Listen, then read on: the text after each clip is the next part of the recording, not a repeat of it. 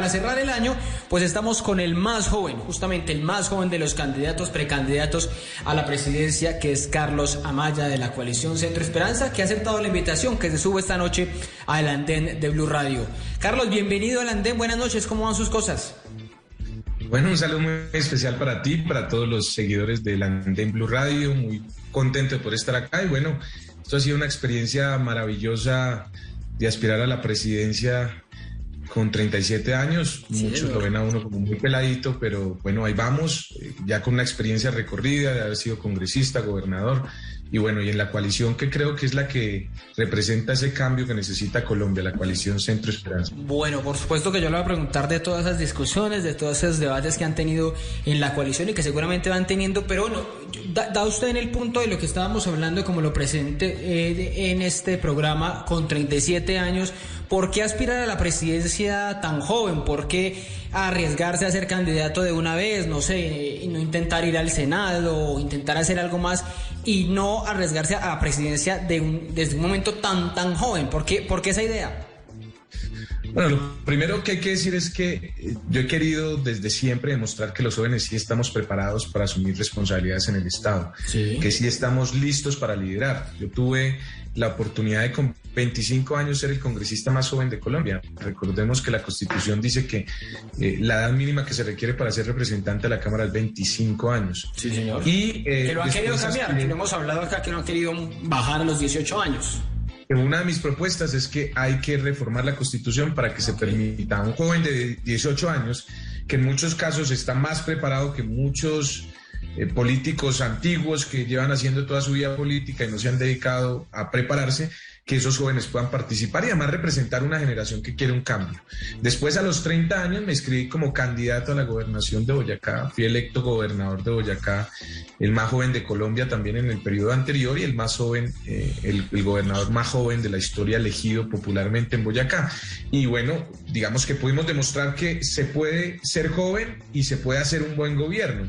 Sí. Uno, en general en Colombia, la gente cree que un joven es inmaduro y no está preparado, pero yo creo que hemos demostrado que es todo lo contrario. Uno revisa las cifras de disminución de la pobreza, ganamos el premio de mejor gobernador en Colombia en superación de la pobreza de Colombia Líder, y en las últimas calificaciones, digamos como en la encuesta del panel de opinión de cifras y conceptos, que he calificado como el mejor gobernador de Colombia, y también en la última encuesta de Centro Nacional de Consultoría del CMI también quedé con la mayor imagen favorable de Colombia, y digamos que esto, más allá de estas, es una realidad política.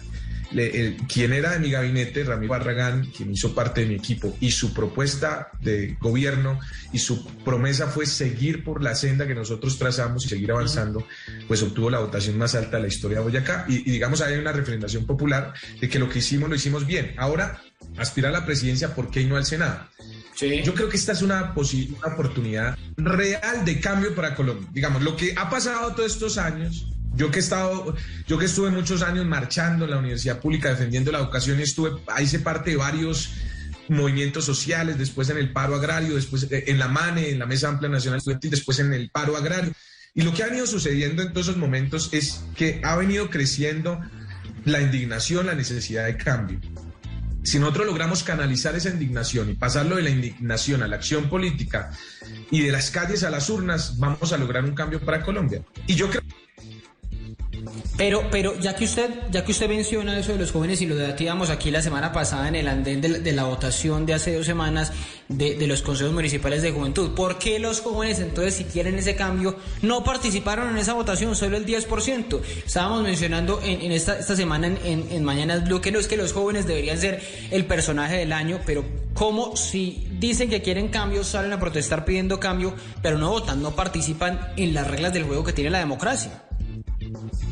Yo dije algo en el debate de Caracol, y es que el error, digamos, o el fracaso no es de los jóvenes, la culpa no es de los jóvenes, sino precisamente de la institucionalidad, Ricardo, en la que no creen los jóvenes, ¿cierto? Cambian las reglas de un día para otro.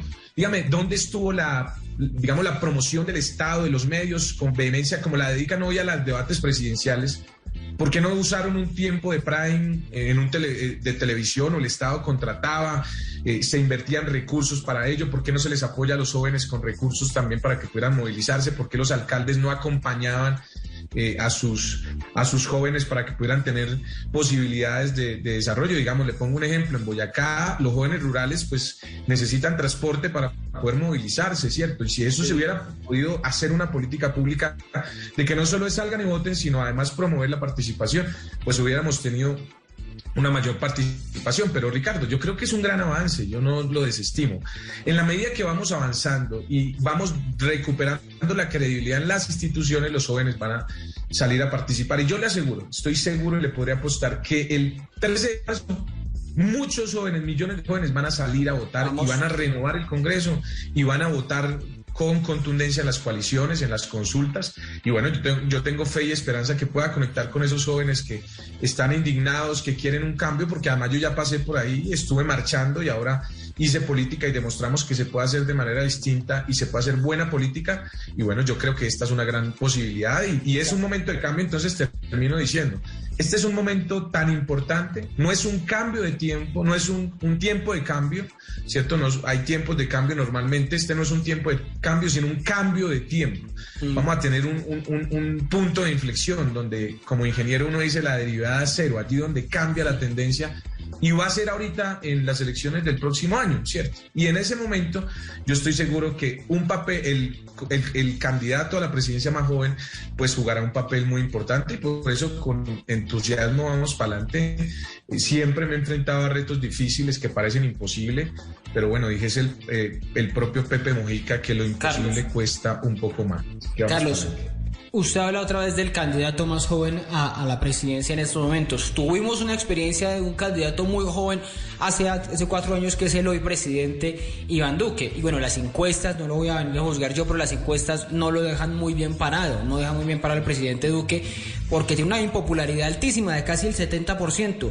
¿Por qué al presidente más joven le va tan mal? Y sobre todo le va tan mal con los jóvenes, que no tienen una muy buena aceptación. En los jóvenes, en ese rango es de más del 85% el rechazo, la desfavorabilidad del presidente Duque. ¿No cree que ahí también juega el tema de la inexperiencia, de la idea de que alguien tan joven no va a gobernar bien? Para él sí, por supuesto, y yo sí tengo que decirlo, el presidente Iván Duque ha sido un pésimo presidente. Terrible. El presidente más joven de la historia fue el peor presidente para los jóvenes de la historia. Un presidente que no conectó con los jóvenes, que no entendió el momento coyuntural que teníamos de escuchar a los jóvenes, de sentarse a construir con los jóvenes, de entender el clamor y las voces de millones de jóvenes que salieron a las calles, y él pensó que su autoridad le daba para no escuchar a los jóvenes, para no sentarse con ellos, con los que lideran las movilizaciones, y un presidente bastante terco, y creo que ha cometido un error. Pero yo quiero decirle, Ricardo, no puede existir ningún punto de comparación entre lo que ha sido Duque y lo que podríamos representar nosotros. Sí. Primero, el presidente Duque jamás había gobernado antes en su vida, no había administrado nada, no ha tenido a su cargo personas, no ha tenido que ejecutar recursos, ha sido senador porque lo puso Uribe ahí, ¿cierto? Entonces, la primera diferencia es que yo goberné, ¿cierto? Eso es muy importante. Ya fui gobernador, el mejor de Colombia, según esas encuestas que le acabo de mencionar, según Colombia Líder, resultados los mejores en educación, excelentes resultados en salud, bueno, en todos los temas. Y con resultados probados, digamos, ratificados y refrendados por la gente. Lo segundo, que es muy importante, el liderazgo. El presidente Duque no tiene liderazgo, porque nunca lo formó. Digamos, trabajando en el BID, maravilloso y tal, y habla muy bien inglés, pero nunca formó liderazgo.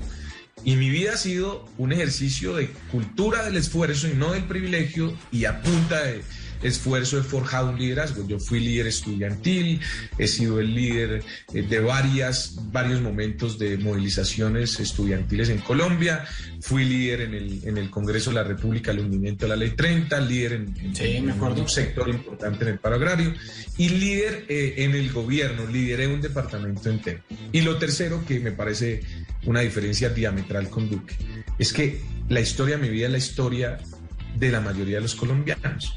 Es decir, a mí no me tienen que decir póngase en los zapatos de otro, porque yo viví esa vida, digamos. Yo sé lo que es colgar la camisa detrás de la nevera, ¿cierto? Entonces no tiene ni idea qué es eso. La gente, cuando no tiene sino una camisa para el colegio, la pone detrás de la nevera o al lado del fogón para que se seque. Yo sé lo que es teñir la ropa descolorida con anilina marca iris. Él no tiene ni idea de qué será la anilina, ¿cierto? Yo sé lo que es las dificultades, yo sé lo que es tener que trabajar de mesero en vacaciones para conseguirlo de la matrícula. Y eso me da a mí una condición especial, es que yo conozco lo que sienten los colombianos y lo siento porque fue mi vida, ¿cierto? Y a mí me permitió la educación superar esas brechas y cambiar mi vida y haber logrado muchos sueños y tener hoy la posibilidad de aspirar a esta precandidatura. Entonces, esas tres son tres diferencias pues diametrales con Duque que me parece que a mí no me harían igual a Duque. Si yo soy elegido, sería elegido a los 37 años como presidente. Sí, eso es mucho. Más 5 joven, años más joven de lo que lo original. El presidente más joven de la historia, pero habrá una gran diferencia porque gobernaré con esas tres consideraciones que te acabo de plantear de manera distinta, y estoy seguro que cuando uno siente lo que siente la mayoría de los colombianos, conecta y resuelve los problemas. Cuando uno está en una burbuja, es imposible. Tal vez no me menciona una más que quizá la debe tener en mente, y es la misma agenda de propuestas de jóvenes. ¿Usted cree que, o cuál es su agenda para los jóvenes? ¿Cuál sería esa agenda que quizá no tuvo el presidente Iván Duque, que es una agenda quizá mucho más marcada hacia un público mayor, que es con el que él realmente sintoniza? ¿Y cuál sería su agenda si llega a ser presidente, o la que va a proponer en estos meses de campaña para llegarles a los jóvenes? Usted ya hablaba, por ejemplo, de educación, es uno de esos temas. El presidente Duque trató de meterse en una idea de economía naranja para tratar de sintonizar con una población que seguramente era jóvenes, pero no eran los de todo el país, no eran los de todas las regiones de Colombia. ¿Cuál sería esa, la suya, la agenda? Bueno, lo primero, el talante de gobierno debe ser diferente, y diferente es que tenemos que escuchar a los jóvenes. Es decir, cuando hay movilizaciones hay que sentarnos a escucharlos, a construir. A los jóvenes no se les impone agenda, no se les tiene que decir qué tienen que hacer. Lo que tenemos con los jóvenes es que hacer cumplir las reivindicaciones de muchos años.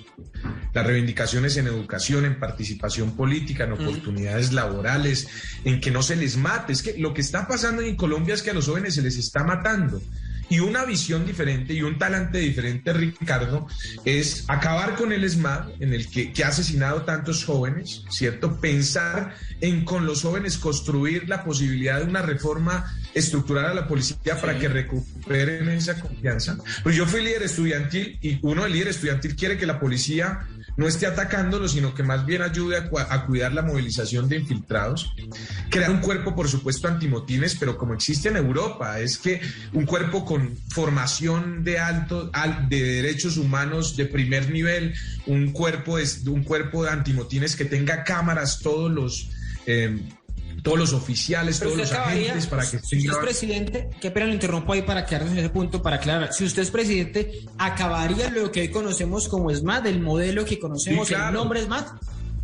Así es, porque eso es como el DAS, eso ya está envenenado, ¿cierto? Eso ya está satanizado. Uno de joven, y yo lo viví, cuando uno sale a la calle, es más, ya se calentó el parche, ¿cierto? Como sí, así es verdad. No, cuando cambiamos esa institución, la ponemos de una manera distinta, que los jóvenes sepan que siempre van a tener una cámara. Entonces esos ESMAD, yo acabo de ver una noticia, los agentes del ESMAD se comunicaban por medios ilegales de comunicación, que todo esté grabado, y así protegemos además la policía. Le recuperamos la confianza a los jóvenes, y además el antimotín debe estar guardado. Deben estar afuera cuerpos de diálogo, de concertación, acompañando movilizaciones, como sucede en Europa, y eso, digamos, nos ayuda a disminuir. Y entonces darle la posibilidad a los jóvenes de pensar diferente, de expresarse, porque esa es la juventud por esencia tiene que ser rebelde, ¿cierto? Esa es la juventud aquí en Cafarnaúm. Y lo segundo, eso frente a talante. Escuchar, no es más, no agresión, no pelear, no golpes, no sacarle los ojos a los jóvenes, no meterlos a la cárcel. Es diálogo, concertación, construir una agenda. No imponer la agenda a los jóvenes, la agenda que un presidente tiene buenas ideas. No es, venga, nos sentamos con ellos y construimos. Y 3 elementos básicos que ya los referí, pero un poco explico mejor. Educación, La educación debe ser pública, gratuita, de calidad, ¿cierto? Universal, para todos los que quieran. La educación cambió mi vida y es la manera como se superan las brechas, Ricardo, sociales, ¿cierto? Este país es un país tremendamente desigual, el segundo más desigual de América del Sur, y América del Sur es la primera región más desigual del mundo, entonces eso hay que corregirlo como con educación. Lo segundo, es muy importante que los jóvenes tengan oportunidades, y eso es hacer programas y políticas públicas que permitan que la educación tenga una relación directa con el aparato productivo de Colombia, con el crecimiento productivo de la nación, y que haya una pertinencia y se le dé prioridad a los jóvenes para que los que son recién graduados puedan tener posibilidades de primer empleo. Ahí José Daniel López, un representante de la Cámara, impulsó una ley que nosotros cuando fuimos congresistas impulsamos, y es la ley de primer empleo, sí, para que los jóvenes salgan, no les pidan experiencia además. Y lo tercero, y que es muy importante, que los jóvenes hagan parte de las decisiones estructurales de la nación. Y entonces ahí va cómo necesitamos bajar la edad mínima a los 18 años para congresista, impulsar escuelas de participación política, que muchos jóvenes más se interesen en política, que las siguientes elecciones de consejos municipales de juventud, que serán en 4 años, Ricardo, que serán en mi gobierno si soy presidente, pues ya no será el 100%, sino el 60% de los jóvenes de Colombia. Usted ha repetido varias veces un tema que es las marchas, las movilizaciones y sobre todo las de la educación. Pues nada más y nada menos usted hablaba de la MANE, de esa Mesa Ampliada Nacional de Educación de hace 10 años. Hemos tenido un proceso larguísimo desde esa MANE que evitó esa reforma a la Ley 30 que ponía la educación como un negocio que profundizaba ese modelo de ánimo de lucro, y hemos vivido una transformación en 10 años, en medio de 2018, con eso lo que lograron los jóvenes, esa ayuda para financiación, ese incremento de financiación de la universidad pública, pero hemos llegado a una nueva cara de la movilización que la vimos este año. Quizá usted lo vivió, y los que hemos marchado muchas veces lo hemos visto, pues encapuchados siempre ha habido, infiltrados siempre ha habido, pero este año hemos visto un fenómeno mucho más profundizado, mirando hacia Chile, a lo que sucedió en Chile, y es el fenómeno de las primeras líneas. ¿Cómo manejar eso cuando usted habla con un encapuchado que puede ser profundamente violento, profundamente radical, alguien que nunca muestra la cara, y alguien que, según informes de inteligencia, pues está influenciado o incluso financiado por organizaciones ilegales al margen de la ley, llámese ELN, llámese disidencias de las FARC, que es lo que dicen las autoridades? ¿Hay cómo entraría a jugar o a negociar o a conversar o a escuchar un gobierno suyo a estos jóvenes que no dan la cara y que pueden ser profundamente violentos como los de primeras líneas? Y 3 elementos. El primero, Ricardo, es que este país tiene un gran problema, es que generaliza todo, ¿no? Entonces, todo el uribismo y la derecha dice es que todos los jóvenes que salen a protestar son vándalos, delincuentes, están financiados por la guerrilla. Eso no es cierto. No todos los jóvenes están así, digamos. Hay unas minorías, sin duda, sí, que además este Estado que no los escucha, que no atiende sus reclamos, que no le da oportunidades, que los tiene en hambre, aguantando hambre, sin universidad, sin trabajo, sin familia, sin techo, pues eso genera de alguna manera ese caldo de cultivo para que las fuerzas que están interesadas en crear caos y en que este país se paralice, pues cojan a esos jóvenes como carne de cañón. Pero eso es una minoría, ya me refiero a eso. La gran mayoría no están en eso. La gran mayoría salen, protestan, nunca queman un bus, nunca están bloqueando, nunca tiran piedra, y a ellos se les tiene que respetar de manera distinta. Ahora esa minoría, digamos que no toda la primera línea es eso lo que acabas de decir. Alguna minoría que recibe recursos de grupos al margen de la ley, que salen, queman, bloquean. A ellos la solución no es más fuerza, más ESMAD, no es cárcel. La solución a ellos es sentarnos a dialogar con ellos. Yo, fuera presidente, convoco a las primeras líneas de Colombia y me siento. O sea, los que están hoy encarcelados, ¿habría alguna amnistía, por decirlo así? Porque hay muchos jóvenes de primera línea que los han llevado a la cárcel. Imagínese usted los que están acusados, por ejemplo, de quemar buses o de bloquear. Yo en Colombia, en Paipa, Boyacá, en mi tierra, encarcelaron a unas personas, a unos jóvenes, que me parece aterrador y lo que están haciendo, y probablemente si la justicia, pues digamos, yo creo en las instituciones, y si la justicia tiene las pruebas, quizás cometieron algún error, pero me parece que debería juzgarse mucho más a los corruptos de Odebrecht o de los que se robaron la plata de la conectividad de los 70.000 millones de centros poblados, que el Estado dedicado a mirar cómo encarcela jóvenes. Yo entiendo que algunos quieren dar como lecciones de que eso no se debe hacer, pero yo creo que es necesario sentarnos a hablar con ellos. Yo sí propondría al Congreso de la República la posibilidad de que con esos jóvenes hagamos un acuerdo, como se hizo con las FARC, un acuerdo de amnistiarlos, de sentarnos con ellos, obviamente eso no significa que vamos a permitir que de aquí en adelante eso siga ocurriendo y que siga quemando buses y demás, ¿no? Hay que ser radicales, es como con las FARC. Se hizo un acuerdo de paz y se dice, y el a partir de cierta fecha de la fuerza del Estado. Y murió pues Romaña, Santrich, el país, Carlos, usted digamos, decimos vamos a hacer un acuerdo con esos jóvenes, termino ahí diciendo, ese acuerdo con esos jóvenes, los amnistiamos y además hacemos un acto de decirle a los jóvenes también perdonen al Estado, porque es que la culpa de esta desazón social pues también ha sido del Estado que no les ha dado oportunidades, y hacemos un acuerdo social porque esto necesita juntarnos, reconciliarnos, perdonarnos para poder avanzar. Una casa dividida contra sí no prevalece, hay que unirnos, y para unirnos hay que perdonarnos y hay que también perdonar a los jóvenes que han cometido. Aquí haciendo un corte de cuentas, una revisión, yo creo que su vida ha estado marcada por la movilización, por el paro, porque para recordarle un poco aquí a los oyentes, como gobernador de Boyacá le tocó nada más y nada menos ese paro camionero tan intenso que le tocó, eso le iba a decir, que nos hizo llevar el susto más grande. Me acuerdo ese día, creo que iba a ser un mediodía, cuando conocimos la noticia del accidente que le ocurrió a usted en medio de esa movilización. ¿Cómo ocurrió eso? ¿Cómo se recuperó? Que me acuerdo que fueron varias semanas de usted en varias cirugías tratando de recuperarse de ese momento tan crítico en el 2016, si no estoy mal, ¿no? Sí, ese quizás es el momento más difícil de mi vida, también el de la muerte de mi mamá, en donde iba también en ese accidente de tránsito.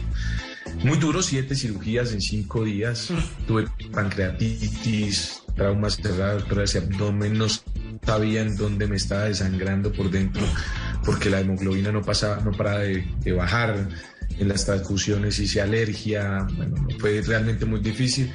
Y pues tenía que pasar mucho tiempo fuera de la gobernación, y eso pues era muy doloroso, ¿no? Acabo de ser elegido gobernador, lleva apenas 6 meses, y eso también tengo que decir que cambió mi vida, cambió mi manera de pensar. Uno a veces cree que lo que hay que hacer es correr para lograr un objetivo, y yo ahí aprendí que la vida no es eso, que la vida hay que disfrutar es del camino, de los aprendizajes cotidianos.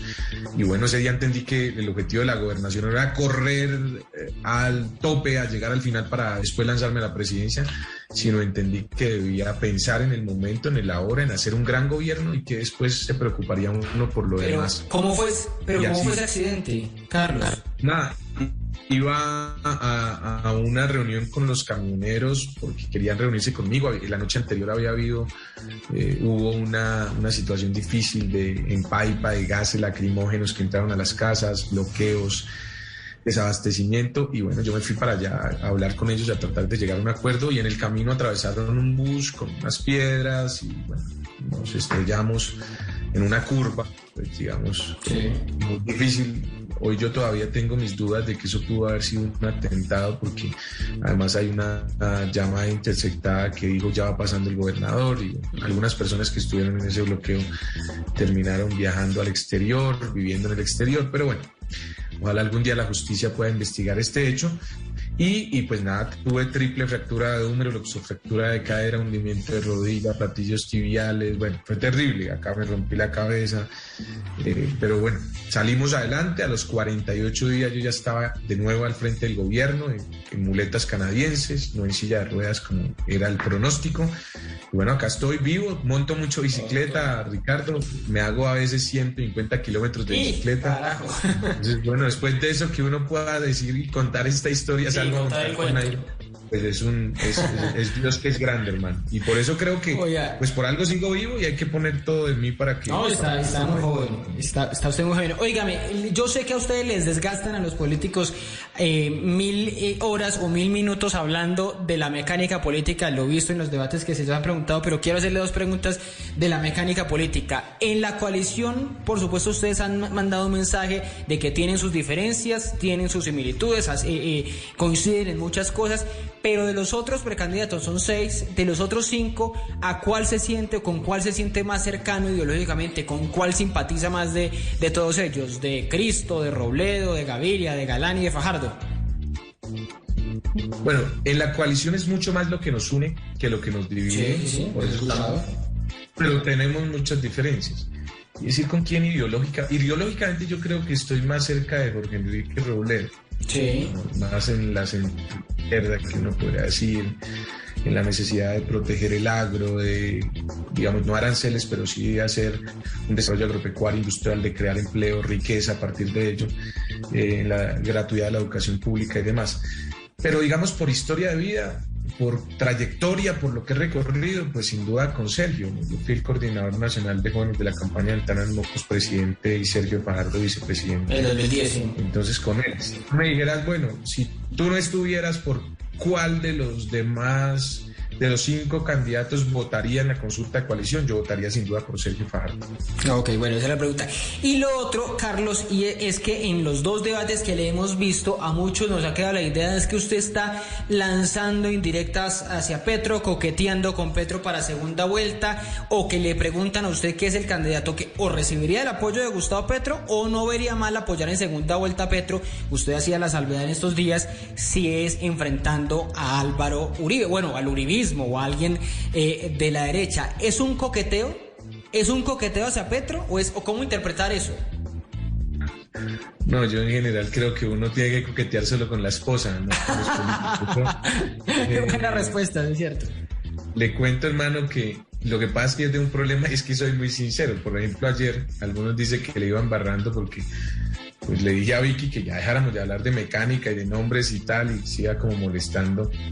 Pero yo soy muy sincero. Yo dije anoche una frase: prefiero equivocarme siendo sincero que acertar aparentando. Exacto, sí. Y bueno, pues yo he sido sincero, y a mí, pues, yo creo que, digamos, la coalición de la esperanza debe representar un cambio y una alternativa para la foto del 2018, que es una calamidad. Escoger entre Uribe o Petro, pues es una calamidad, ¿cierto? Pero decir que es que Petro es igual a Uribe sí es una mentira absurda. Nada, Petro representa una política nueva, diferente, alternativa, que jamás ha gobernado, que tiene... Nosotros tenemos diferencias profundas con él, como estigmatiza, la rabia que genera, esa división en la sociedad, esa lucha de clases que quiere vivir esta nación y que a punta de odio también quiere polarizar y ganar elecciones, pero no es igual Uribe a Petro. Petro jamás haría falsos positivos, y Petro pues lograría de alguna manera que este país entienda que hay una manera diferente de gobernar a Colombia, que no es para unas pocas minorías. Pero digamos, yo estoy en la coalición es porque queremos ser una opción diferente y derrotar en la segunda vuelta a Uribe, o a ganar las elecciones si es contra Petro. Sería maravilloso que fuera Petro, porque ya sabemos que allá gana el pacto histórico, allá hay una competencia simulada. Pero si de alguna manera a mí me preguntaban anoche, y si pasara la segunda vuelta, yo podría hacerme el tibio y decir, no, pero es que eso no lo respondo todavía. No, yo respondo. Si uno tiene que escoger en segunda vuelta entre el cáncer y la diabetes, pues yo escojo la diabetes, ¿cierto? O sea, yo quiero derrotar al uribismo. Es el que mata, ¿cierto? La diabetes se puede tener una insulina y... Es manejable, es manejable.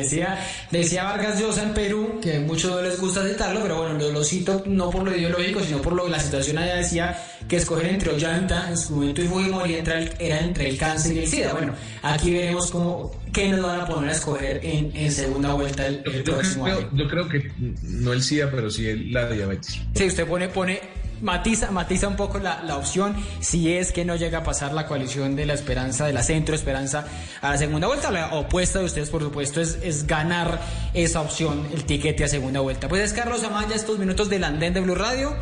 Yo creo que lo podemos lograr, Ricardo. Yo creo que lo podemos lograr. Es más, le voy a apostar. Y si es así, y nos vemos en mayo, sí. A mí me gustan este tipo de apuestas, no de plata, pero sí de cosas, digamos, de nos vemos acá y hacemos esto. Y lo conversamos. A ver, ¿cuál es su apuesta? Y lo conversamos. No tengo ninguna duda ninguna duda que el presidente de la República de Colombia, de nuestra amada nación, es uno de los 6 precandidatos de la coalición Centro Esperanza. No tengo ninguna duda. Entonces le puedo apostar a que el presidente será electo de esa coalición. Si soy yo, maravilloso, y estaremos aquí en el andén conversando. Si no soy yo, también. Claro que sí. Bueno, pues ahí ya usted estará o como presidente o como otro papel jugando en esa coalición, si es que sale como usted lo está diciendo, como usted lo está apostando. Yo tengo una decisión tomada. A ver, ¿qué es? Ahorita me lo chiveo.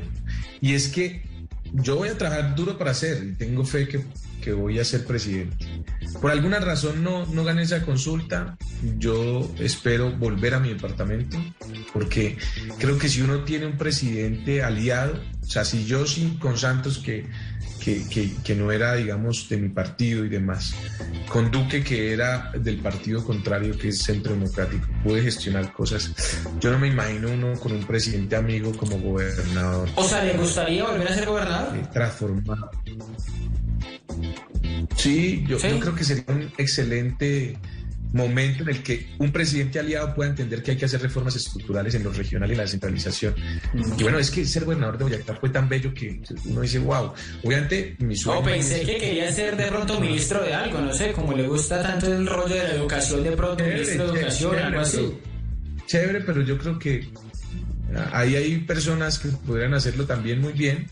Sí. Y yo creo que el mensaje también de que alguien que tuvo una relevancia nacional, ¿cierto?, se preocupa por una región, se preocupa por entender que los poderes locales son importantes, también es un mensaje.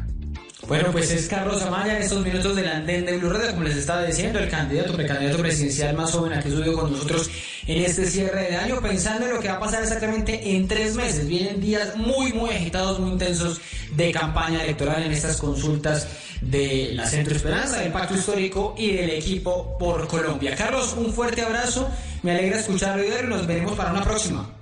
Ricardo, gracias, hermano, un abrazo para todas y todos los oyentes, seguidores de este programa. Qué bacano estar acá. Y bueno, recordarles a los jóvenes, si ustedes los jóvenes no asumen la dirección de su propio país, nadie va a venir a salvarse, lo dijo Jaime Garzón.